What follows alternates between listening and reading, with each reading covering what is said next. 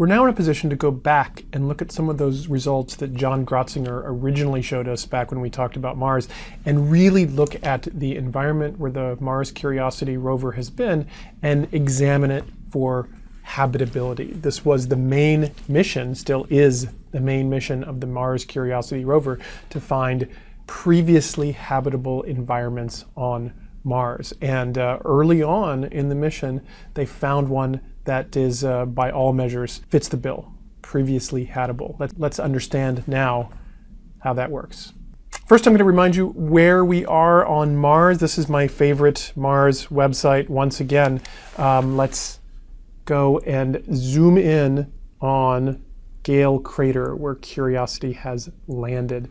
It's easy to find. Here's our favorite things: Tharsis Rise, volcanoes, Olympus Mons here, Valles Marineris. Gale Crater is along this dichotomy boundary, and in the MOLA data it sticks out. It's that one right there, and it just sort of sticks out because of its color in this particular one. But it's an interesting looking crater. As we zoom in, zoom, zoom, zoom, continue to zoom in. It's got a nice flat bottom. The bottom is actually lower than most of the other areas around it.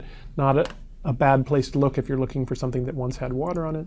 Zoom in a little bit more, zoom in a little bit more, and as you remember, there are river channels that go in on this side of it, and there's one that comes in on this side. The landing was right around here. This is Mount Sharp, where the rover is eventually headed. It's got nice layers that they're going to try to map out, but it landed over here in the flat region, which is something that landers like to do, to be a lot safer. Okay, we zoom in more on the MOLA and you stop being able to see detail, but one of the really nice ways to look at it is with the Themis Daytime Global Mosaic, and then you see this spectacular looking crater that we're zooming in on here. Let's zoom in some more and you'll start to see where Curiosity came in. See this river going down in through here, or I say river, channel going down in through here, but this channel going down in through here has this, look at this feature that's here. It goes like this. This is clearly an alluvial fan that is from material that was brought down by this channel. Where did this channel come from? Well, you can see it coming in from up here and up in here. All of this stuff is down below the level of here, so water would have flown in like this, bringing materials with it. Where does it go? Well, this is what John Grotzinger was originally talking about when he said, walk downhill and follow the water. That's what Curiosity did. The channel comes in like this, the alluvial fan remains like this, and these are regions that are low and presumably would have pooled whatever water was there. Where did Curiosity land? Just about, I look at this picture and I see this little monster. There's its eye, there's its mouth, and Curiosity landed just on this side of the little monster. Here's now a geological map of where the landing area was, and this comes from the, I think, just beautiful paper by John Grotzinger in Science in 2014 that describes the region where the rover went next. I do actually recommend reading this. It's the link to it's on our website. It's a free download from Caltech. It really, to my mind, counts as a pretty spectacular discovery in this history of looking for habitable environments throughout the universe. But first, let's see what Curiosity did. If you look really carefully, you can see the monster again. You can see it by where they mapped out geologically BF, bedded fracture unit. Bedded fracture unit, we're going to talk a lot about that bedded fracture unit in a minute, but you can see that comes out like this and like that. There's the mouth of the monster, and you can see where Curiosity landed right there, almost next to the bedded fracture unit, but instead inside this green stuff, hummocky plains down through here, and also very close to this red stuff. Cratered surface. Cratered surface, you might guess, is an old surface. Hummocky plains, you might guess, who knows what you might guess. Bedded fracture, the bedded part of the bedded fracture unit is the important part. Bedded means rock layers. Rock layers form in sediments. When you have sediments laying down on top of each other, sediments form in aqueous environments. Let's look at that region in a little bit more detail. You saw an almost identical picture from John Grotzinger when he was showing you where Curiosity landed. Curiosity landed right here. It's called the Bradbury landing site. And you can really see where the rockets from the landing blasted away the dust. And this whole region has been scoured of all the dust around it, so it looks very different from the rest of the surface. And again, John Grotzinger talked about this triple junction. So here you see we're in the hummocky plains. There is the bedded and fractured zone up through here, and then the ancient cratered zone in through here. Ancient cratered zone, maybe interesting, maybe not, but bedded fracture, clearly interesting. You can see a little bit of the bedding already from here. You can see these lines like this and more lines in through here like this. You can sort of see them in through here like this. This is a picture from space. You're looking at those layers as they've been cut and carved away. Here you see a crater and you see dunes inside there. Don't get fooled into thinking those are bedded. But there's an important point, which is from the spot where it was landed to this junction of these three different types of materials is downhill. Again, John Grotzinger said, go downhill and follow the water. Here's the elevation at the landing site, minus 4,500. The minus doesn't really mean anything. It's just an arbitrary definition, but it goes from minus 4,500 down to minus 4,420. It goes down 20 meters across this 500 meter distance from here to here. So it's a nice little downhill slope. And looking at this image, knowing what was going in this direction, of course, they wanted to drive in this direction to go start looking at what was going on Mount Sharp, but they realized that only 500 meters away was this bedded region that was at the base of an alluvial fan. It would be crazy not to go check it out. And so they did. You can see the driving, drive. Each one of these little dots is a stop on a single day, and finally got to this little region down in through here, which you can now see better in here, going down into this region here. Mostly going down into the bedded stuff, not really worrying too much about the ancient cratered surface. In fact, never even going on the ancient cratered surface. And what did they see? Here's a spectacular view, I think, from actually having driven down into that depression where all the bedding is and actually looking back out over it. So the landing site, I don't know, must have been somewhere way over here.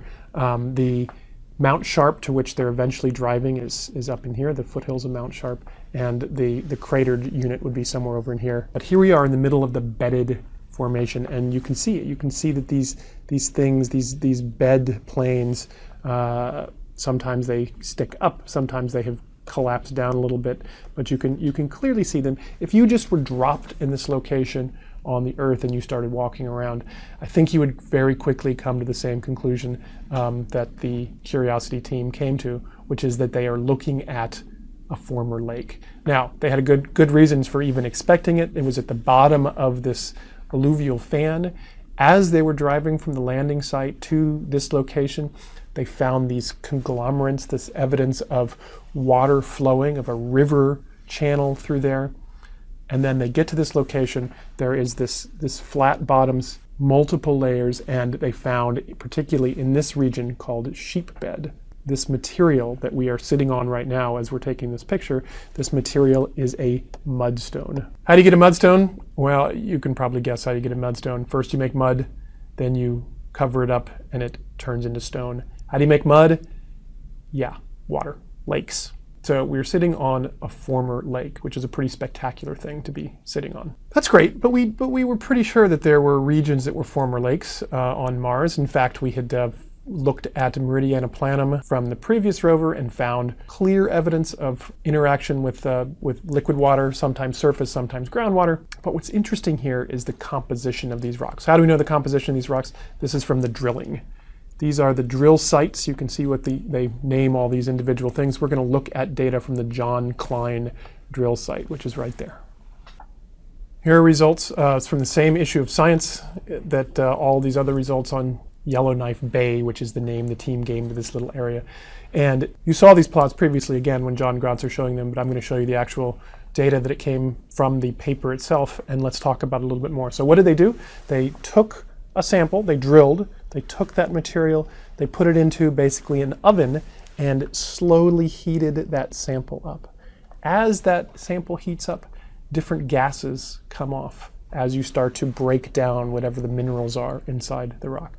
What do you see a lot of? You see a lot of water. That's what this one is here, H2O. How do you know? I should have mentioned, how do you know what you're seeing?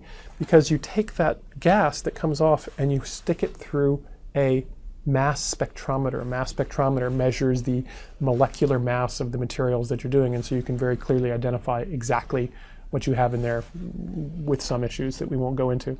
So what do you see? You see mostly water. As you heat it up just a little bit, the water comes off very quickly, which tells you that it's not very heavily bonded into the structure of the mineral. And it continues to come off for the entire time. There's an extra little peak right in here, which I find interesting. What else do you see? A little oxygen comes off, goes down, comes back up again. Those double peaks in something like oxygen tell you again that you're seeing two different places, two different ways that oxygen is chemically, mineralogically bound into whatever the minerals are that you're looking at. CO2, none of these things are particularly surprising that you see through here or worth jumping up and down about. If you want to jump up and down, here's why. This peak right here, SO2. SO2 is a key one. Why is SO2 key? Well, we've seen that here on the Earth, microbes can harness SO2 as their energy source. What's more, as you continue to heat it up more, H2S. We definitely have talked about H2S as an important source for certain microbes, and a certain type of microbe could certainly make use of the H2S and the SO2 that's here. There are other critical points that are discussed in this paper. One is that in addition to measuring just the evolved gases, the overall chemistry of this region is not particularly acidic. If you remember, Meridiana Planum was acidic like that Rio Tinto in Spain, a big sulfuric acid environment. This is not. This is a very neutral pH with abundant materials that could be harnessed by life, clear evidence of both flowing water and a lake, and some indication that this lake environment lasted for a long time. It's hard to know exactly how long. In the paper, Grotzinger and his team try to estimate it by saying, look, we don't really know how long the mudstones take to build up, the mud takes to build up, but if we make a gross estimate of how long that layer of mud took to form, you come up with maybe a couple of thousand years. You could be wrong by a factor of 10 or more in either direction, but certainly 100 years. Now, 100 years is not a very long time. If you look from space, it looks like there's a lot more than just that tiny amount that they were looking at in that tiny section there. And they estimate that there could have been water flowing in these environments for 1 million years. Maybe not continuously, but at least sporadically. Interestingly, this is early Hesperian time period. This is not Noachian. We're used to the idea that there was water flowing in the Noachian. We are less used to the idea that in the Hesperian, which is when we think of as Mars drying out and forming these sulfuric acidic regions like Meridiana Planum, we're not used to there being long periods of water flow like it looks like we had here. Is this an unusual environment? Perhaps. We certainly know that when we look globally that it is true that the Hesperian is a time of drying out of the planet. But in certain regions, it was clearly not happening very quickly. All of these findings lead to the conclusion, which is easily seen in the title of this paper, a habitable fluvio-lacustrine. Fluvio means river, lacustrine means lake, so it's the rivers going in, big lake region there. Environment at Yellowknife Bay, Gale Crater, Mars. Let's read the abstract of this and see if we can understand what all these things mean. Discovered fine-grained sedimentary rocks. This is the mudstone. That's a very important component of knowing that there was a lake there. And it would have been suited to support a Martian biosphere founded on chemolithoautotrophy. Let's think of those words. Chemo, chemical, that one we know. Litho, rock. Auto, self, trophy, growth. Growth of microbes that are getting chemicals from rocks, which is enough for them to grow. The environment had a minimum duration of hundreds to tens of thousands of years, possible durations of million years, and post-Noachian, meaning during the Hesperian. What does this tell us? This tells us that Mars had a habitable environment in the past. Maybe not all of Mars, maybe just small regions of Mars, but if it had a habitable environment in the past, it begs the very, very obvious question, was it inhabited in the past? Interestingly, the Curiosity rover was not designed to answer that question. It was very specifically only to answer was there a habitable environment? People felt burned by the Viking results. When Viking results came back ambiguous or negative, nobody wanted to talk about their looking for life on Mars anymore, but instead wanted to look for previously habitable environments. This is a previously habitable environment, and now the conversation has changed. There's the obvious question that now really should be asked. In this previously habitable environment, was that environment inhabited?